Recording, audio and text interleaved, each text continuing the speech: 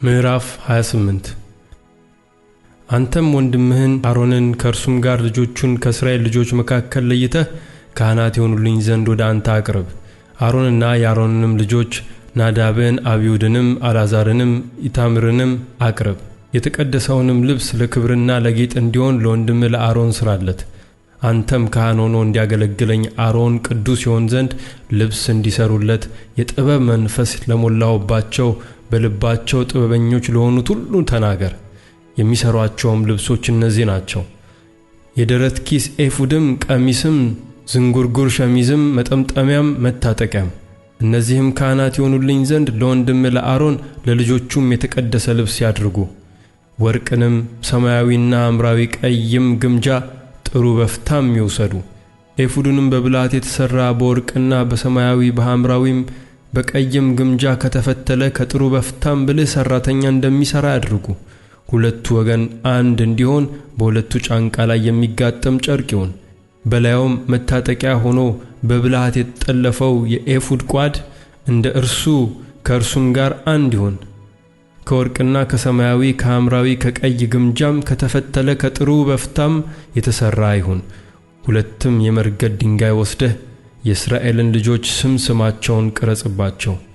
እንዳወላለዳቸውም 6 ስም በአንድ ድንጋይ፣ የቀረውንም 6ቱን ስም በሌላው ቅረጽ።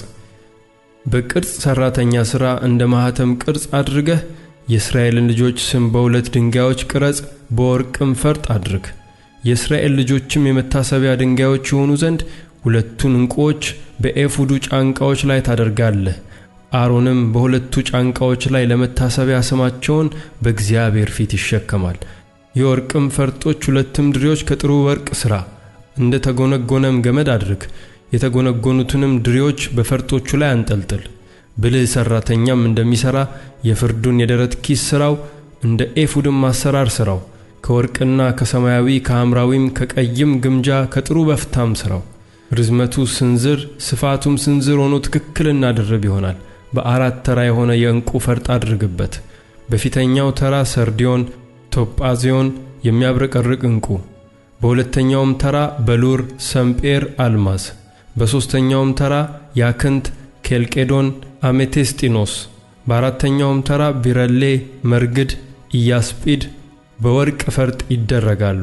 የዕንቆቹም ድንጋዮች እንደ እስራኤል ልጆች ስሞች 12 ይሆናሉ። በየስማቸውም ማተሚያ እንደሚቀረጽ ይቀረጹ። ስለ 12ቱ ነገዶችም ይሁኑ። ለደረቱ ኪስም የተጎነጎኑትን ድሪዎች እንደ ገመድ አድርገህ ከጥሩ ወርቅ ሥራቸው። ለደረቱ ኪስም 2 የወርቅ ቀለበቶች ሥራ። 2ቱንም ቀለበቶች በደረቱ ኪስ በሁለቱ ወገን አድርጋቸው። የተጎነጎኑትንም 2ቱን የወርቅ ድሪዎች በደረቱ ኪስ ወገኖች ወዳሉት ወደ 2ቱ ቀለበቶች ታገባቸዋለህ።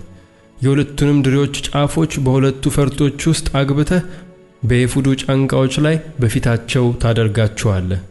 2 የወርቅ ቀለበቶችም ሥራ። እነርሱንም በኤፉዱ ፊት ለፊት ባለው በደረቱ ኪስ በሁለቱ ጫፎች ላይ ታደርጋቸዋለህ። ደግሞም 2 የወርቅ ቀለበቶች ሥራ። በኤፉዱም ፊት ከጫንቃዎች በታች በብልሃት ከተጠለፈ ከኤፉዱ ቋድ በላይ በመያዣው አጠገብ ታደርጋቸዋለህ።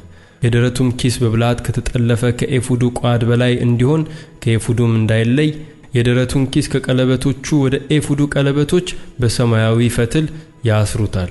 አሮንም ወደ መቅደስ በገባ ጊዜ በእግዚአብሔር ፊት ለዘላለም መታሰቢያ የእስራኤልን ልጆች ስሞች በፍርዱ በደረት ኪስ ውስጥ በልቡ ላይ ይሸከም።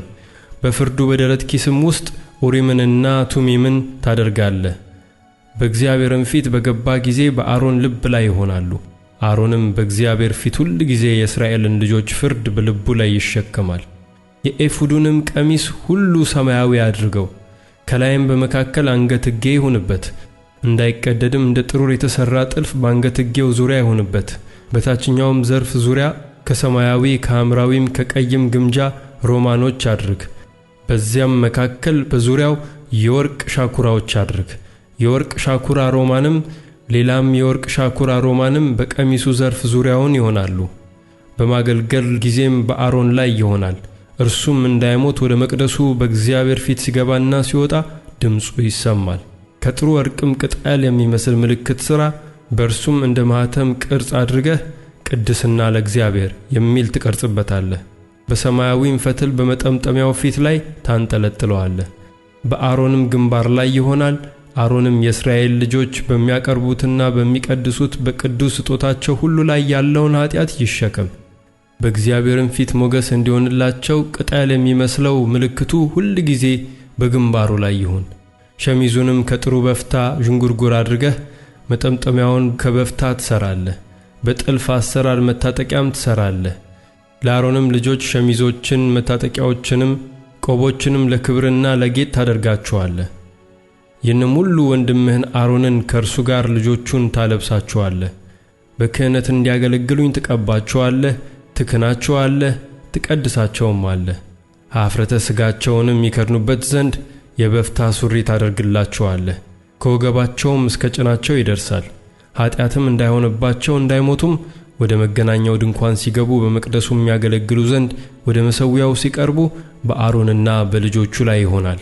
ለእርሱ ከእርሱም በኋላ ለዘሩ ለዘላለም ሥርዓት ይሆናል።